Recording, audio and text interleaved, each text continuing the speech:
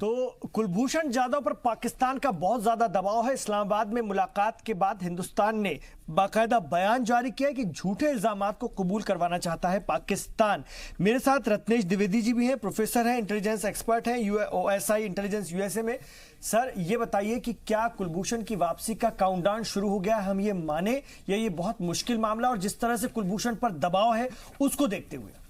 देखिए, एक मामला आपने और उठाया था जो इंडियन सिटीजन थे सरबजीत जी का।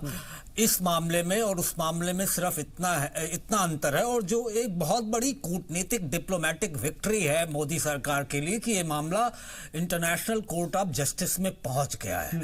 अब पाकिस्तान जो है वो इंटरनेशनल कोर्ट ऑफ जस्टिस के सारे जजमेंट्स और रिकमेंडेशंस वो मानने के लिए बाध्य है, वो उससे अलग नहीं जा सकता, अन्यथा उस पर बहुत बड़ी कार्रवाई हो सकती है। दूसरी बात रही कितनी जल्दी हम कुलभूषण जाधव को यहां ला सकते हैं। अभी देखिए, अभी स्थिति ये है कि कुलभूषण जाधव पे जो डेथ पेनाल्टी मिली हुई थी उस पर इंटरनेशनल कोर्ट ऑफ जस्टिस ने रोक लगा दी है, और उससे एक वर्ड इस्तेमाल किया था कि जब तक इफेक्टिव तरीके से भारत को उसकी बात कहने का मौका नहीं दिया जाता, उसमें काउंसलर एक्सेस भी है, उसमें जो उससे जो डॉक्यूमेंट्स वगैरह जब्त किए गए थे और भी जो उससे जुड़े डॉक्यूमेंट्स हैं उनकी एनालिसिस करने का अधिकार काउंसलर के पास होगा। तो जब ये सारी चीजें जो काउंसलर हैं और या उनकी टीम है वो करेगी, उसको बहुत सारे तथ्य पता चलेंगे। दूसरी अहम बात इसमें यह है कि ये मामला अभी पाकिस्तान के मिलिट्री कोर्ट में है, वहां से इस मामले को सिविलियन कोर्ट में लाना पड़ेगा, क्योंकि मिलिट्री कोर्ट में मामला थोड़ा सा संगीन होता है। तो जब ये सिविलियन कोर्ट में आ जाएगा वहां से रास्ता आसान हो जाएगा। तो ये बहुत बड़ी जीत है कि काउंसलर एक्सेस मिला है। और दूसरी जो सबसे बड़ी चीज है कि भारत जब तक इफेक्टिव तरीके से अपनी बात नहीं रखेगा तब तक पाकिस्तान को डेथ पेनाल्टी पे रोक लगानी रहेगी, रोक लगानी पड़ेगी। ये इंटरनेशनल कोर्ट ऑफ जस्टिस में जो 15-1 से डिसीजन आया था उसमें ये बात कही गई थी। तो ये बॉल जो है अभी भारत इंडिया के कोर्ट में है कि वो इफेक्टिव को किस तरह से डिफाइन करे। जब तक वो संतुष्ट नहीं हो जाता, कुलभूषण जाधव पे जिस तरह से दबाव है, देखिए ये ऐसे केसेस में होता है, अगर किसी को शक की बिना पर अरेस्ट करती है कोई सरकार तो उसमें कई तरह के हथकंडे अपनाती है, जिसमें मानसिक दबाव बनाना, शारीरिक प्रताड़ना देना, ये भी शामिल हो सकता है। जबकि ऐसा किया नहीं जाना चाहिए पाकिस्तान की तरफ से, लेकिन संभावना पूरी है कि शारीरिक प्रताड़ना भी दी गई हो। दूसरी बात मैं ये कहता हूं कि जब इनकी मदर और सिस्टर गई थी तो ह्यूमिलिएशन ये बहुत बड़ी चीज हो, जिसको आपने बुलाया अपने रिश्तेदार से मिलने के लिए उसको मीडिया के सामने ह्यूमिलिएट करना, ये अपने आप में एक अलग केस बन जाता है अगर इंडिया गवर्नमेंट इसको टैकल करे। तो ये मामला अभी प्रोसेस आसान हुआ है, मेरे ख्याल से बहुत बड़ी जीत है, लेकिन प्रोसेस में अभी इसमें केसेस को ट्रांसफर करना, डॉक्यूमेंट्स का इन्वेस्टिगेशन करना इंडियन अथॉरिटी, इंडियन ऑफिसर्स के द्वारा, तो इसमें थोड़ा टाइम लगेगा, लेकिन बॉल अब इंडिया का फुल कंट्रोल आ गया है। ठीक है, मैं आ रहा हूं सुबह ही, मैं आप ही के पास आ रहा हूं कि देखिए, अमेरिका का एक भी सिटीजन अगर कहीं मुश्किल में होता है तो वो पूरी ताकत लगा देते हैं। इजराइल का कहीं कोई व्यक्ति मुसीबत में होता है तो देश पूरी ताकत लगा देता है। वो एक हदफ होता है कि हमें ये करना है। अब क्या हम ये माने कि हमें वही दौर हमारी जिंदगी में या हमारे देश में भी आया है कि एक ऐसी हुकूमत कायम है जो कि जहां जो भी मुसीबत में होगा हमारा शहरी, उसको किसी न किसी रूप में बचाने के लिए पूरी ताकत लगाएगी, और इस वक्त जो इसके कुलभूषण के साथ हो रहा है वो इसकी सबसे बेहतरीन मिसाल है। इमरान जी, बहुत अच्छा आपने सवाल पूछा है, और जो लोग भी सुन रहे हैं उनको सुन के एक बहुत अंदर से एक ताकत महसूस होगी कि हम पूरे सारे देशवासियों के ऊपर एक ऐसे सरपरस्ती है, एक ऐसे प्राइम मिनिस्टर है, एक ऐसी गवर्नमेंट है जिसके लिए भारत का एक एक नागरिक मैटर करता है।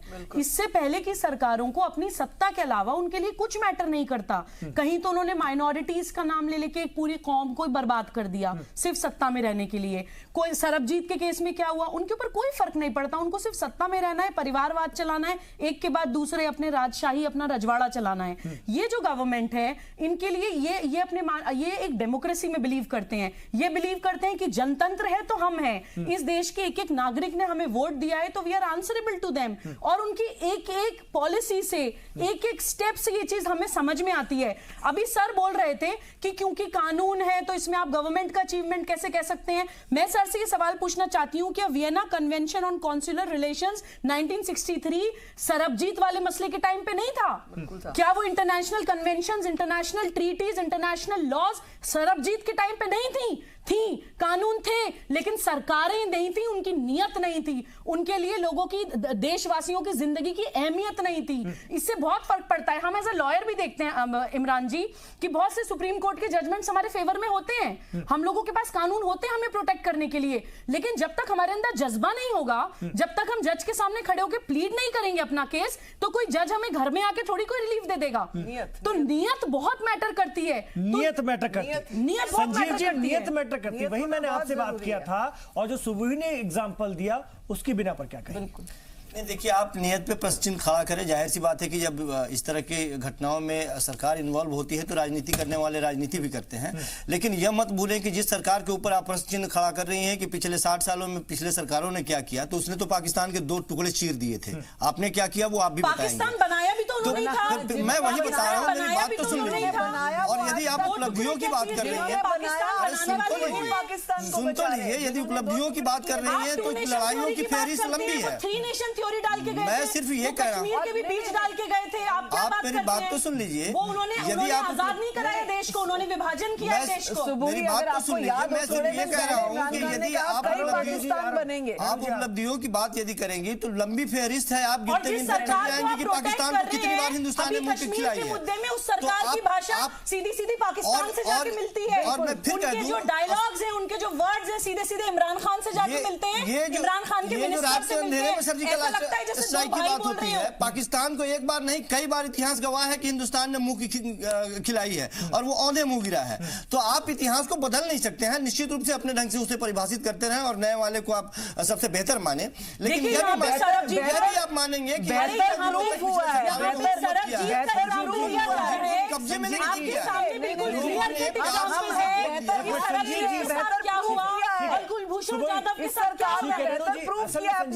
संजीव जी, बहस वो नहीं है कि नए वाले अच्छे थे कि पुराने वाले अच्छे हैं कि तुलनात्मक तो बात वही हो रही है। नहीं, आपने क्या किया और मैंने क्या किया। सर, एक मामला है बहुत संवेदनशील, बहुत ही हसास मामला है, रास्ते में है। नहीं, लेकिन इसमें अगर आप इस बात को तो समझने की कोशिश कर ही रहे होंगे, हो सकता है आप कहना नहीं चाह रहे हो कि इसके लिए जो डिप्लोमेटिकली बड़े प्रयास किए जाने थे गंभीरता के साथ, वो हुए तब कहीं जाके मामला यहां तक पहुंचा, वरना ये तो छूट गया। ये मामला तो छूट गया। साहब, मैं बार-बार बोल रहा हूं कि इसके लिए सरकार को मैं बधाई दे रहा हूं। सरकार ने इतना बड़ा कदम लिया है, लेकिन सिर्फ और सिर्फ आप ये कह रहे हैं कि ये बहुत बड़ी उपलब्धि और इसके पहले पिछली सरकारों ने कुछ नहीं किया। ये बहुत बड़ी उपलब्धि नहीं है, मैं मान रहा हूं ना, मैं मान रहा हूं। लेकिन ये आप कहेंगे कि इससे पहले पिछली सरकारों ने हाथ में हाथ रख के काम किया है, तो मैं समझता हूं कि आपने अपने कानून में रूल चूस लिया और आपने पट्टी बांध लिया है। पिछले सरकारों ने आपको वो प्लेटफॉर्म खड़ा करके दिया जिस प्लेटफॉर्म पे खड़े होकर आज बैटिंग करने की बात होती है। प्लेटफॉर्म तैयार करके दिया है। बस दीजिए भाई, जवाब दीजिए। आप ही लोगों से आप पिछले सरकारों के ऊपर लगातार फिर मैं संजीव खड़ा कर रहे हैं, तो आपको पता नहीं सरकारों ने क्या दिया आपको। सुनिए मेरी बात, केवल नाम बदल देने से आज के सरकार की कंपैरिजन आपने स्टार्ट किया। आपने ये बोला कि कानून तो पहले से था, आप सरकार को क्रेडिट क्यों दे रहे हैं? अरे जहां पे आपके देश का एक ऑफिसर वहां से सही सलामत वापस आएगा तो आपको एज अ राष्ट्रवादी या एज एन इंडियन खुश होना चाहिए। इसी राष्ट्रवाद क्या फर्क पड़ता है कि इसी राष्ट्रवाद के हल्ला में तो देश के महत्वपूर्ण जो मुद्दे हैं उसको आप खत्म कर देंगे। कश्मीर के मुद्दे पे भी आप बीजेपी कांग्रेस नहीं, ये भी मुद्दा है, लेकिन बार बार मैं कह रहा हूँ कि जब जरूरियात, जब देश की जीत है, एक नागरिक के नाते सरोकारी मुद्दे जब सामने आते हैं, एक नया मुद्दा लेके आते हैं। बचा कर यही कह रहा हूँ, आप बात को आतंकवादी के चंगुल से अपने करने की पूरी देशवासी कोशिश को करती हैं। बचा के लेकर मैं आएंगी। बार-बार कह रहा हूं तो कि उसके ये साथ बात कोशिश करिए। है कि जो पॉलिटिक्स मत महत्वपूर्ण करा करिए। और हर देश की चीज में जनता के लिए राजनीति अभी जो अच्छी नहीं सरोकारी लगती। मुद्दे हैं, हर चीज में देश की राजनीति गिरती अच्छी नहीं अर्थव्यवस्था के लगती। बारे में बात करने की बात होनी चाहिए। जो सरोकारी मुद्दे हैं उसको नहीं, डाइवर्ट करने की बात होती ठीक है संजय जी एक बार मैं आपके पास आ रहा हूँ। मैं ये एक चीज वापस आ जाता मुद्दे पे मैं वापस आ रहा हूँ। ठीक है, ये वाली बातें तो राजनीतिक होती रहेंगी। मैं इसलिए इन बातों को छेड़ रहा हूँ कि कहीं ना कहीं हुकूमतों की विल पावर पर तो बात होनी चाहिए। देखिए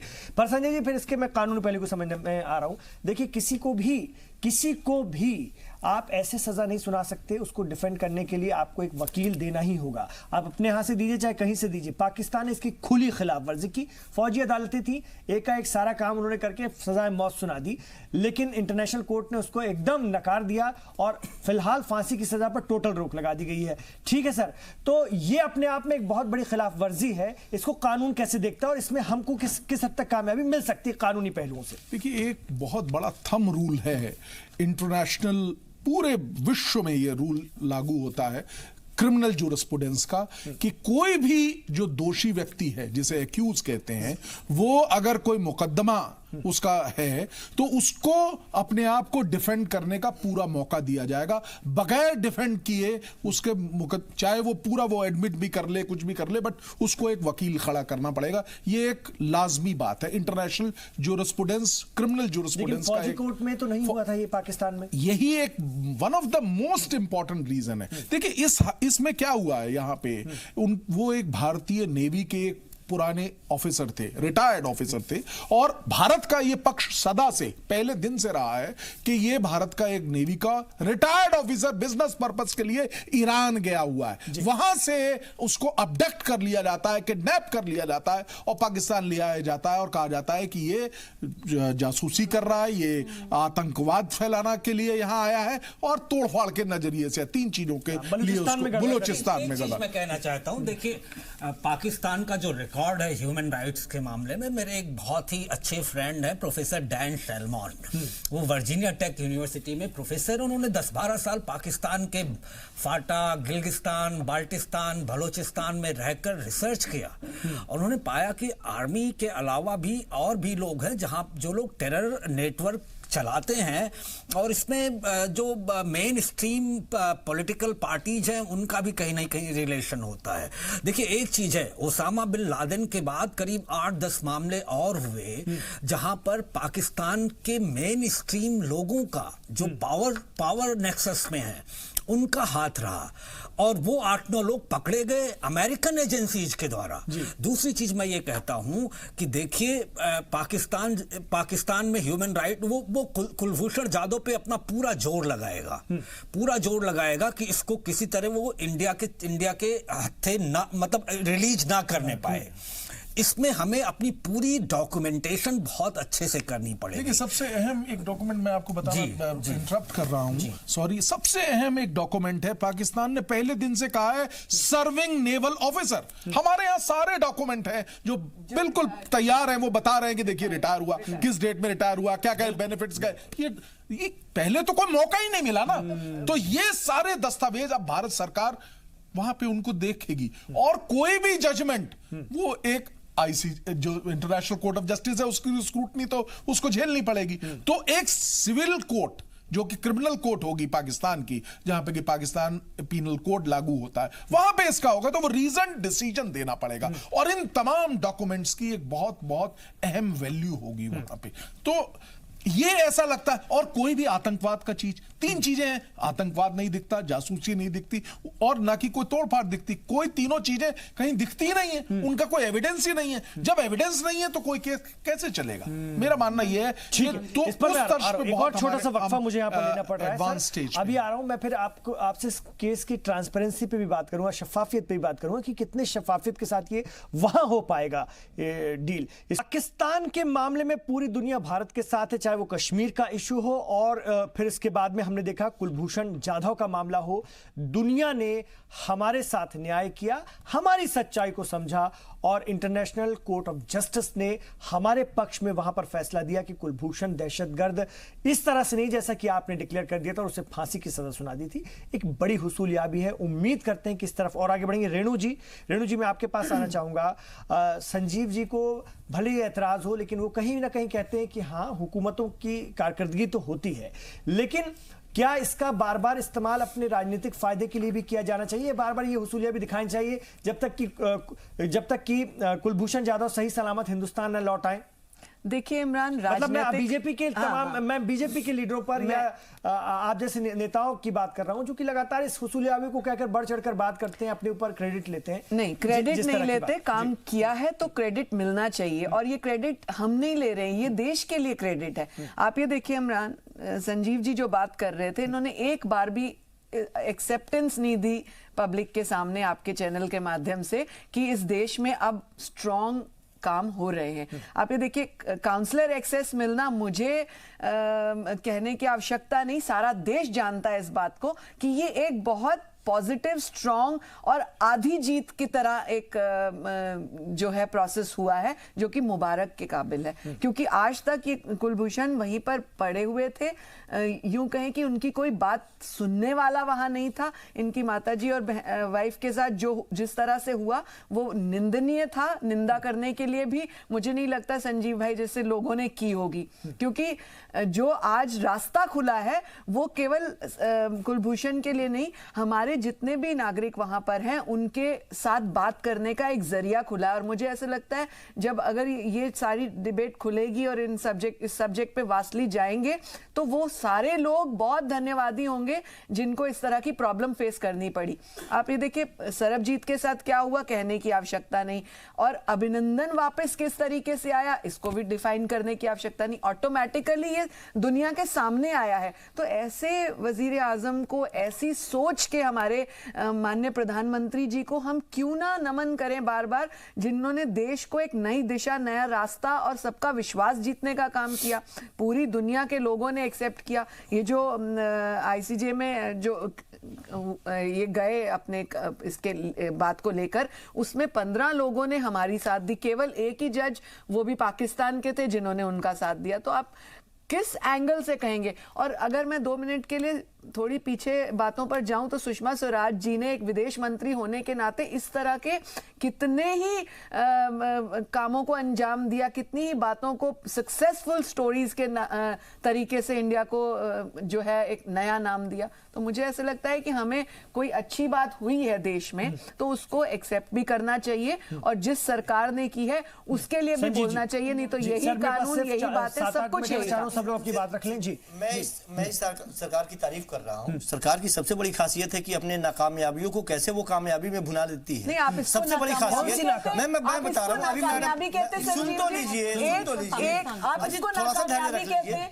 थोड़ा सा धैर्य रख लीजिए, थोड़ा सा धैर्य रख लीजिए। आप बोल रहे सरकार को अपनी नाकामयाबियों को सुनने, जब आप बोल रही थी मैं सुन रहा था। बताएं कि अगर अभी तक काउंसलर अभिनंदन यदि वापस आया तो बड़े गर्व से हम वाला नहीं था, वो कामयाबी आप कहते हैं। आपकी कामयाबी की डेफिनेशन बताइए ना, आप कामयाबी की डेफिनेशन तो एक्सप्लेन कीजिए। उसके बाद बालाकोट नहीं हुआ, वो नाकामयाबी नहीं होती तो बालाकोट थी, आपकी कामयाबी थी।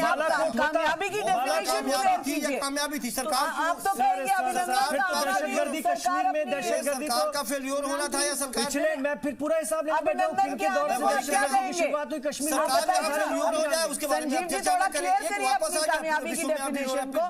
आप फिर उसके बाद में जब आपसे सवाल किया जाए आप राष्ट्रवादी ये गलत बात है संजीव जी। अगर आप अपने मन से यदि सिलेक्टिव जो भी अपना सिलेक्टिव मुद्दा है उसको लेकर के, देखिए अगर आप हिंदुस्तान के निवासी हैं तो आप राष्ट्रवादिता की बात भी करेंगे, और अगर आपने कोई अच्छा काम किया तो 40 सैनिकों की शहादत हो गई, उसके बारे में कोई चर्चा नहीं कर रही है। फेल्योर जहां हुआ उसके बारे में चर्चा कर रही है ना, किसने कैसे फेल्योर हो गए? जब आपके पास पहले से खुफिया रिपोर्ट थी तो कैसे फेल्योर हो गया? उसके बारे में चर्चा नहीं चाहती थी। आपने कहा एक के बदले 10 सर लाएंगे, हमने सर्जिकल स्ट्राइक करके घर में घुस के मारा है, मगर आपने एक बार भी उस बात को नहीं कहा। किस लेवल पर दंगे हुआ करते थे, क्या ये आप अच्छे से नहीं जानते? उसको फेल्योर नहीं करेंगे? वही तो कह रहा हूं। कांग्रेस की बात यदि आप कर रहे हैं तो कांग्रेस ने यदि गलतियां की तो 60 साल 65 साल राज करने के बाद में लोगों ने उसे निकाल के फेंक दिया। आप तो 6 साल में इतराने लगे। नहीं, लेकिन 5 साल जो काम 60 साल में नहीं हुए, जो काम 60 साल में नहीं हुए 6 में करके दिखाए, आप इस बात की तारीफ नहीं करेंगे। आप चाहते हैं कि 60 साल तक हम लोग इस काम को आगे लटकाते रहते?